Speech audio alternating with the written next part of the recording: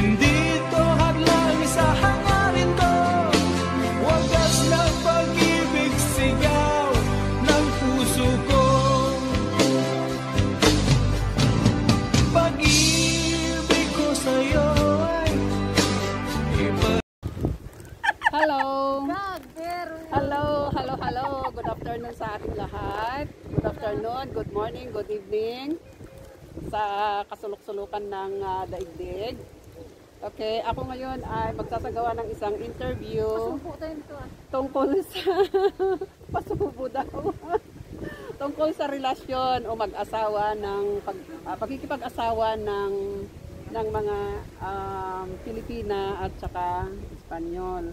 So, oo, di ba? O kaya relasyon, mag-asawa o kaya mag-nobyo, ganon. So, narito ang aking dalawang kaibigan, si Nicolita. Hello. Yan, si Nicolita, Oli, at saka si Che. Kapwa sila taga Bisaya, no? Bisaya silang dalawa. Mga kasama ko dito, magkakalapit kami ng trabaho. Kaya ito, dito lang kami ngayon sa parke na nag-usap-usap, nagkita-kita dahil nga maaga pa at mamaya-maya papasok sa trabaho ulit. Ganon. Happy Saturday nga pala sa ating lahat.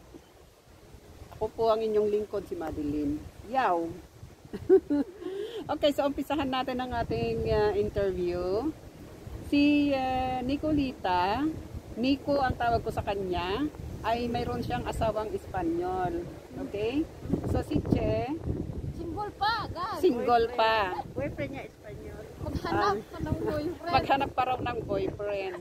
Pero sabi ni Nicole, may boyfriend na Espanyol. Ay maganda, di ba? Para tayong mga nagtatagpo-tagpo na ano. Maganda ito. So topic natin yung tungkol doon. Ano sa tingin ninyo? Okay, kahit sino sa inyo ang magsalita. Ano sa mga tanong ko kung sakali na kuwan? Ano ang di ba sabi nila, mayroon kasi silang mga sinasabi, naririnig ko na hindi rin maganda ang pakikipag-asawa o relasyon sa mga Espanyol. Pero sabi naman ng iba, maganda rin naman. At saka ang resulta, pag sila'y nanganak, napakaganda. Okay. So, ipagpatuloy natin. So, ano ang masasabi ninyo tungkol sa pakikipagrelasyon ng mga Pilipinas sa mga Espanyol? Para sa akin, depende naman. Pag nakaintindihan kayo, maganda. Pero pag hindi naman, hindi. Depende sa inyong dalawa. Okay. Yun. Sa iyo naman, sister? Pag-usapan naman yun ng dalawang magka-partner o kung magpasulo kayo o hindi o kung sino ba dapat ang masusunod sa ganun para walang gulo.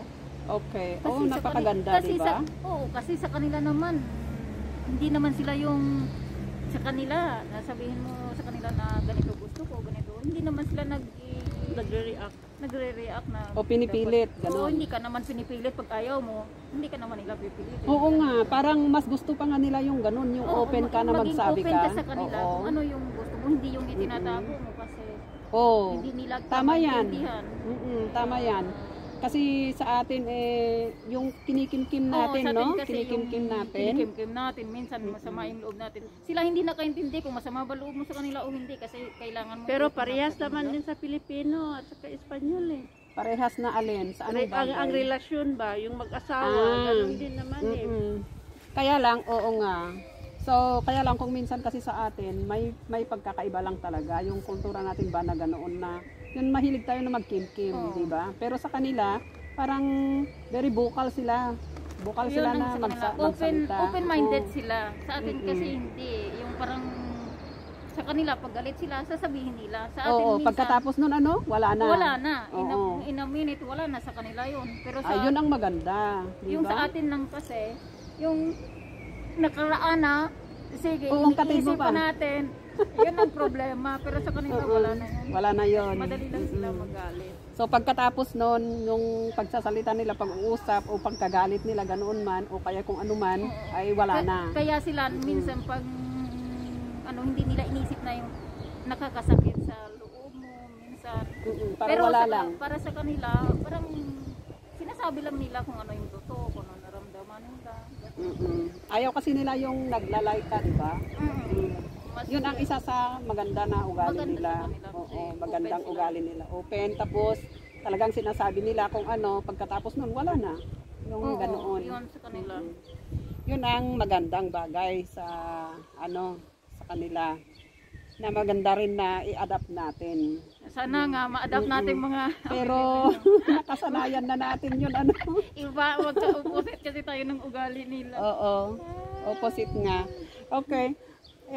Tungkol naman sa kasi may narinig ako na yung mga kwan madamot sila. Ganun ba? Totoo ba yun? Sa akin hindi naman. Hindi naman. Paanong hindi? Sister.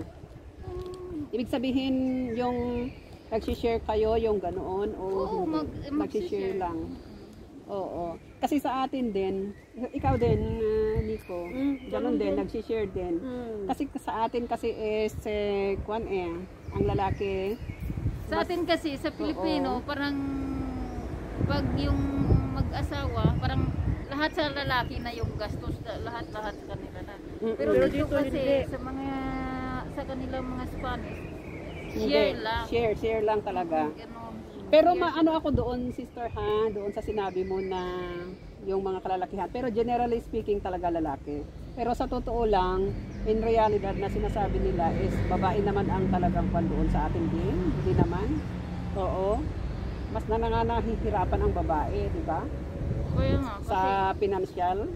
kasi sa atin kasi, yung babaeng nagbabudget sa loob ng bahay. Oo. Kaya parang yung lalaki ang siyang maghahanap Nagbibigay ng lang. trabaho, Oo, magbibigay sa naghahanap, babae. nagbibigay. Pero mas Tapos, mahirap sa babae kasi Oo. siya yung magbabudget sa lahat sa loob ng bahay. Paano kaya kung kinukulang? Kinukulang, di ba? Kaya yung So, kung pagkulang, problema na ng babae kasi Kaya siya yun. yung nagbabudget. Kaya doon siya Kasi nahihirapan. Oo. yung kapatid ko kasi silang dalawa may trabaho. Kaya yung Maganda. kapatid ko ang nagbabudget. Mm. Okay. Pero Okay. kung walang trabaho yung babae, mahirapan. Mahirap talaga. Oo. Pero maganda yung mag-asawa. Mayroong dalawang trabaho. Yun ang maganda talaga. Totoo yun. Okay. So, ano ba kaya ang masasabi ninyo tungkol sa relasyon na ganito? Maganda ba talaga? Para sa akin maganda. Para sa Kasi Itungkol fair naman naman sa kwan, itungkol iba tayo. Tungkol naman sa buhay na mag-asawa na kwan, yung sabihin na natin na wag na natin sa banggitin na kwan. Basta yung mutual understanding nila na kwan, halimbawa. Ay, Maganda ganun rin, naman. okay rin. Pilipino at saka para sa akin, ganun din mag-aaway din. Away bati. Ganun din. Ganun pa rin. No, pero sa mga Spanish kasi, madali, pag nag-aaway kayo, parang in minute lang, bati na kayo. Hindi tulad sa atin na buti, ilang araw ka bago mo batiin yung isa. Di ba? Oo, sa atin, totoo yun. pero dito, kahit magsagutan kayo ngayon, maya-maya, kain na tayo, darling. Yung ganun ba? Oo, mas mano sila. Pero mapagbigay din sila ng, ibig kong sabihin, ng mga regalo, yung mga ganon. Yung asawa ko, Mapagbigay sila yung asawa ko magbigay talaga tuwing may okasyon. Uy, may okasyon, nagbibigay sila. Halimbawa, pagka yung anong okasyon, halimbawa, Well, Christmas, birthday. Mother's Day, yung mga magbigay ganon. yun. Pinapahalagahan nila talaga dito yung mga ganon. Ano? Yung mga piyesta-piyesta. Pag Okay. birthday, Pag birthday, ano Christmas. naman ang matatanggap ninyo? Sa akin, Birthday mahilig niyo. alahas yung Sa alahas siya mahilig talaga siya yung mga Yung mga magagandang alahas, Ay, Mga hindi makasipag. naman, alahas, hindi naman magaganda yung mga ganito lang, pero mahal din to tag 5,000. Ayan, tingnan natin. 100. Pakita mo. Ayan. Kikita, At saka di yung, ba? At saka yung pair niya. Ilapit mo nga. pare sila. Oh, at diba? saka yung kwentas nandito Nakikita? sa loob. Hindi. Hindi nakita? Ayan. Yan. Ito. Ilapit mo At kasi. saka yung engaged ring namin Oh, dalawa. Tatlo to ha, yan. tatlo. Yung may Depende yan. palakihan. Mapalakihan. Yan. Yan. Very good. Ang galing. Marami siyang binigay sa akin. Terno talaga. Sa iyo naman, Che. Sa akin hindi, yung mga bag, ganon.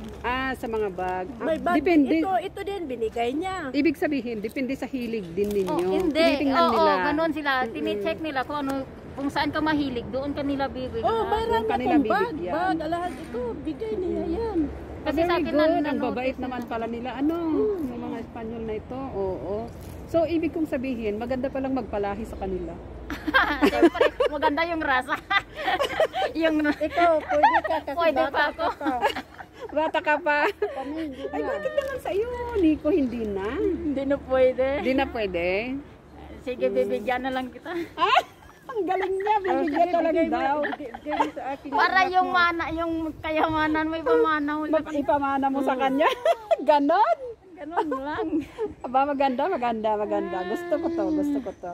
Okay, so ano pa, anong maipapayo ninyo sa mga kasama natin o kasamahan natin na mayroon Ang ipapayo ko lang, pag gusto nyo, gawin nyo. Pag hindi, hindi.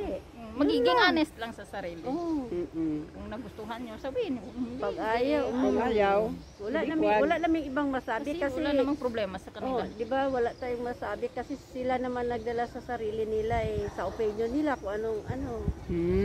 maganda yan. Pag happy ka, go. Pag hindi, let go. Layas, ganon. Kaya, oo. Okay. So maganda nga yung ganoon na gawain.